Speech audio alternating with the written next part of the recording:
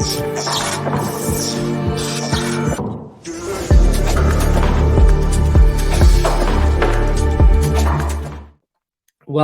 back to Up the Villa podcast, second transfer hub of the day, and a bit of a follow-up continuation of the theme of the episode that we did earlier on today with Danny Cabellos from Real Madrid. Now Aston Villa are linked with another player that we were linked with earlier on in the window. Again, both players you will know from my initial reaction earlier on in the window that I was really excited. I rate both the players. I really rate Tyler Adams. So it's nice that we are back again linked with those players in an area which I still think that Aston Villa will be looking to do some business in this window. Tyler Adams had his first season at Leeds United last season in the Premier League. And for the first part of it, for the first 10, 11 games, I thought it was absolutely fantastic. By far, Leeds United's best player, athletic, combative, strong, tactical awareness, reads the game really well, interceptions, absolutely first class, ground duels, well up there. But the big part was reading of the game, sniffing out danger, being that sort of midfield destroyer type player. I think that's how you could best probably describe him. And I think he was really good, and I really rated him. Every time I saw him play, I thought he was Leeds United's best player. And he was a player that I just thought in the back of my head, you know what, he'd actually be quite good at Aston Villa. So initially, I was really excited by the link early on in the window, and I'm still happy that we are still linked with Tyler Adams. So the rumour is coming from pretty much everywhere now. It's coming from the American side of things, the American press. It's coming from the Mail Sport. It's coming from little cheeky insiders that have got decent inside knowledge in and around Leeds. So I think we are pretty much in for Tyler Adams is what I would read into it. Now, was the link earlier on tactical from the club or an agent, maybe sort of Villa saying, we're in for Adams, we want Adams, we're prepared to bid, but we would move on and go elsewhere. Maybe that was the tactic. Maybe that was the ploy that Villa were doing. So it's an interesting one, but I am all for it. I think he's versatile. I think he's got a lot to offer. I think he would improve Aston Villa in the area which I think we would be looking for him to come in and to play. So we'll get into it in a second. So we'll just have a little look at where the link has come from and where this rumour is coming from then. So it's coming from the Mail Sport. We have Aston Villa are waiting on an answer from Leeds United midfielder Tyler Adams over his next move as Chelsea wait in the wings. The USA international has a relegation clause of around 25 million that Villa are prepared to activate. However, they are not alone.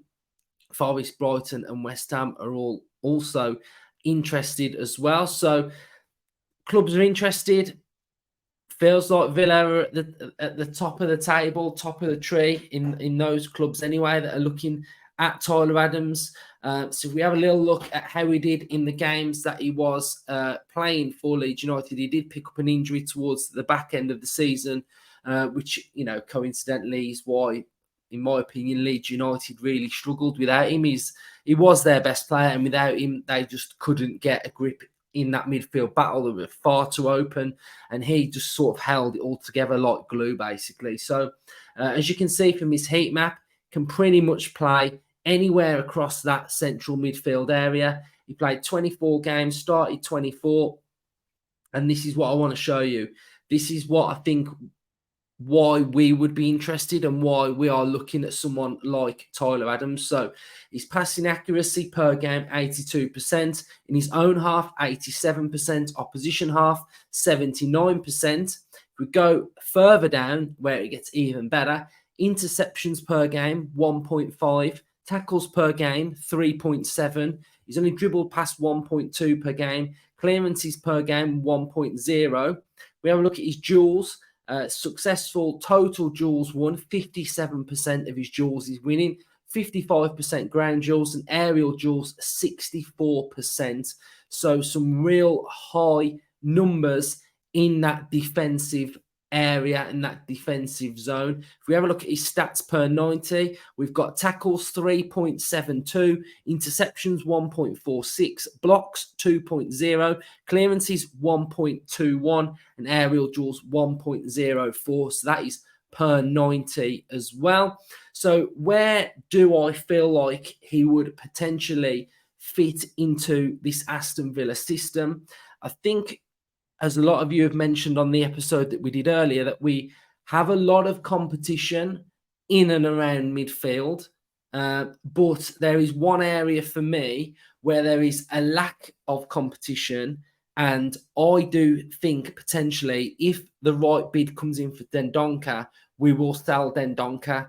And the area for me where we are still, even though we've signed midfielders, we are still light, is in the Boubacar Kamara area. I think Luiz, you could take Luiz out and put a Tielemans in there. Buendia, you've got Ramsey.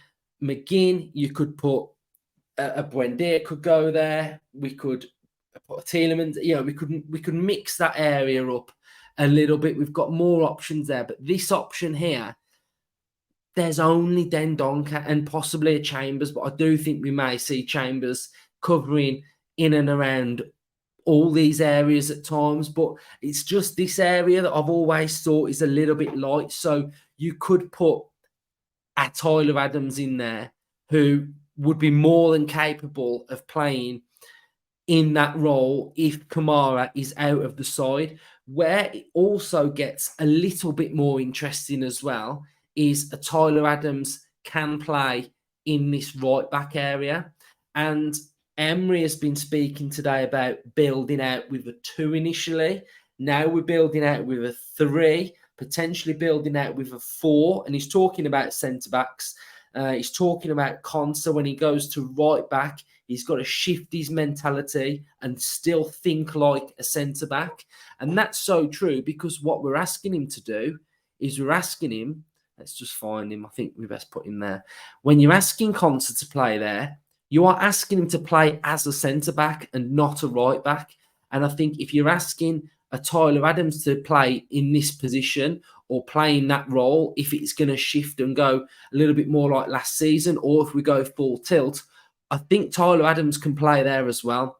We can see from Tyler Adams' heat map that he's more than comfortable playing in this area, in this defensive area here on that right-hand side. So that's somewhere where he would be playing if he was playing in that sort of centre-back, right-back role for Aston Villa. So I think the fact that he can cover so much ground, he's young as well. You know, he's 24 years of age still. So, you know, he is really young and he's got a lot of years ahead of him. And I just think he'd be a really good player. And I was really impressed with him last season. And I really rate him. So he's just one of those players that you watch over the course of a season and you just think, I like what you do. I like how he reads the game. I like how when he doesn't have the ball, I like where his positioning is. And that's why I think Villa are still in for this central midfielder position. I think, like I said earlier, Emery wants all of the weapons he can have to play in any system that he wants to play in. And I think that's what it's all about, to be fair. So, yes, we would still like to see a striker come in or a forward player that could play, you know, as a false 9, etc. But I do think this Tyler Adams one kills off that right back conversation as well because he can play there. And I think that area would be sorted. So we're kind of killing 2 birds with 1 stone. We're covering Kamara and we're also covering the right back area as well. So I think that one, once that one's ticked off, we can then just focus on some other signings. I still think more are coming. I think once a couple go, some come in as well. I think the squad will start balancing itself out. It's nice to see Villa doing their media day as well. So that was good to see the pictures of that as well. So there's been some nice bit of transfer chat today. It's been really good. So that's it. No more episodes for me today. We'll be back tomorrow for our watch along. So come over and join us for that game as well. We'll be live about 7 tomorrow. So 7 o'clock we'll go live, have a good chat before it, if anything's happened during the day. and then we'll enjoy the game together. So cheers, everybody. Get on the journey. If you're not subscribed, subscribe to the channel. It's free. So support, comment your thoughts. If you don't normally comment on the channel, comment, get involved. I'm sure you'll enjoy it. So yeah, thanks everybody. Up the Villa.